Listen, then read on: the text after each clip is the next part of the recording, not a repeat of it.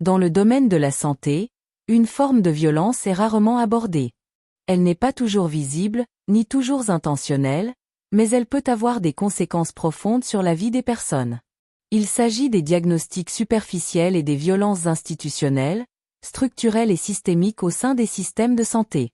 Un diagnostic superficiel survient lorsqu'une personne est étiquetée à la hâte, sans une compréhension approfondie de son histoire, de son contexte et de son vécu.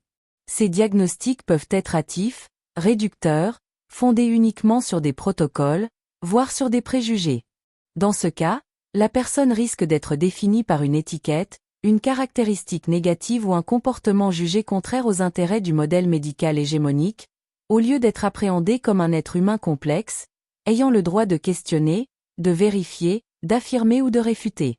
Mais le problème ne s'arrête pas là. Il existe différents degrés de violence au sein des institutions de santé. La violence institutionnelle survient lorsque les règles, les pratiques ou les décisions d'une institution finissent par nuire aux personnes qu'elle est censée protéger. Par exemple, la négligence systématique, la déshumanisation du patient et le déni de sa parole ou de son vécu. La violence structurelle est plus profonde. Elle est liée à l'organisation des systèmes sociaux et de santé. Elle se manifeste lorsque les structures engendrent des inégalités d'accès à la santé, aux soins ou au respect de la dignité humaine. La violence systémique apparaît lorsque ces pratiques se répètent constamment et s'intègrent à la culture institutionnelle. Le problème cesse alors d'être une erreur individuelle, il devient un schéma systémique. Selon la psychologie des profondeurs de Carl Jung, on pourrait dire que les institutions possèdent également des zones d'ombre collectives, des aspects de la réalité qu'il vaut mieux ignorer. Le philosophe Ken Wilber explique que tout phénomène humain se manifeste à plusieurs niveaux, individuel, relationnel, culturel et systémique. Si nous voulons transformer la médecine, il ne suffit pas de changer les individus. Nous devons aussi examiner les structures et la culture institutionnelle. La biologie du sens et la méthode intégrale Faro nous invitent à porter un regard plus conscient sur le domaine de la santé. Car lorsque le système perd sa sensibilité à l'expérience humaine, un danger surgit, le silence et la dissimulation. L'écoute, la bienveillance et la compréhension sont feintes. Mais la personne n'est toujours pas véritablement entendue. Ce problème ne touche pas seulement les patients. Il existe aussi des violences entre collègues au sein du système de santé, un problème banalisé et ignoré. On observe une concurrence destructrice, une jalousie professionnelle, des préjugés de supériorité ou de mérite sans effort ni mérite, des hiérarchies rigides, des silences imposés, un manque de conscience de soi et de formation humaniste, de la discrimination raciale et des cultures de travail qui épuisent ceux qui prennent soin des autres. C'est pourquoi le changement ne peut venir uniquement d'en haut. Il doit aussi émaner des professions de soins elles-mêmes. Dans cet article, Ken Wilber analyse les niveaux de conscience, identifiant le stade de développement psychologique, éthique et moral à partir duquel ces comportements s'opèrent généralement. Lorsque des comportements insensibles, indifférents ou injustes persistent, ils sont généralement liés à des stades de développement où l'empathie et la prise en compte du point de vue d'autrui sont encore limitées. Niveau égocentrique. Dans de nombreux modèles de développement, psychologique et éthique, ce niveau se caractérise par la priorité absolue accordée à l'intérêt personnel, une faible empathie, une difficulté à reconnaître l'impact des préjudices causés à autrui et une tendance à justifier ses propres actions.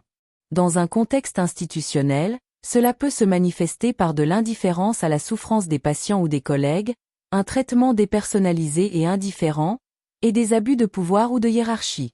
Niveau ethnocentrique ou institutionnel. À ce stade, la personne s'identifie déjà à un groupe, mais son empathie se limite à ce groupe.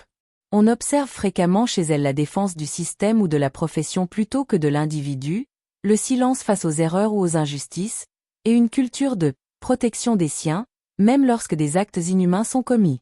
Cela explique de nombreux cas de silence ou de dissimulation institutionnelle au sein des organisations. On observe un manque d'évolution vers une vision plus universelle. Les niveaux les plus élevés décrits par Ken Wilber impliquent une éthique universelle, une compassion accrue et une responsabilité envers tous les êtres humains.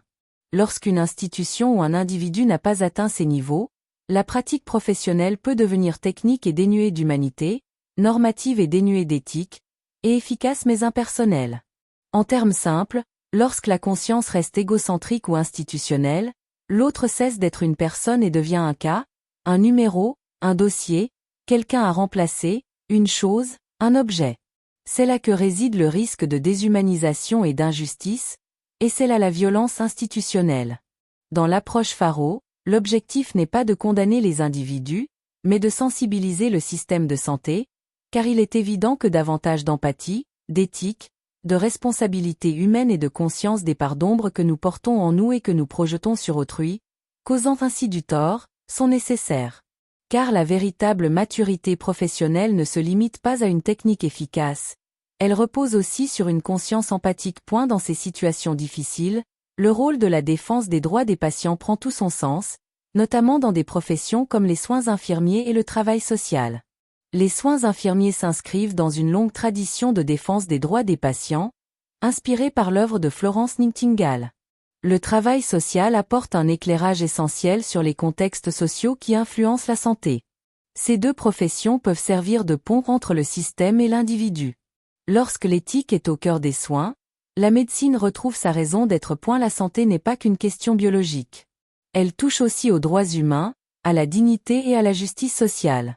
C'est pourquoi, dans le domaine des soins de santé, nous avons besoin de bien plus que de connaissances techniques.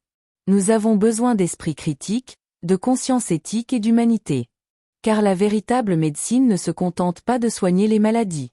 Elle protège également la dignité de la vie humaine, celle du patient et celle du soignant. Apprentissage Faro. Un système de santé véritablement humain ne se mesure pas uniquement à ses technologies et techniques. Il se mesure à la façon dont il traite les personnes, patients et professionnels. Citation Faro. La médecine sans éthique peut soigner les organes, mais elle oublie les personnes. La compétence technique sans conscience peut former des professionnels efficaces, mais pas nécessairement humains. Abonnez-vous à la chaîne. Aimez cette vidéo. Commentez si vous le souhaitez. Partagez cette vidéo pour sensibiliser le public. Étudiez avec SIL Faro. Apprenez les sciences avec conscience, car dans le domaine de la santé, le savoir n'est pas neutre, il est vital.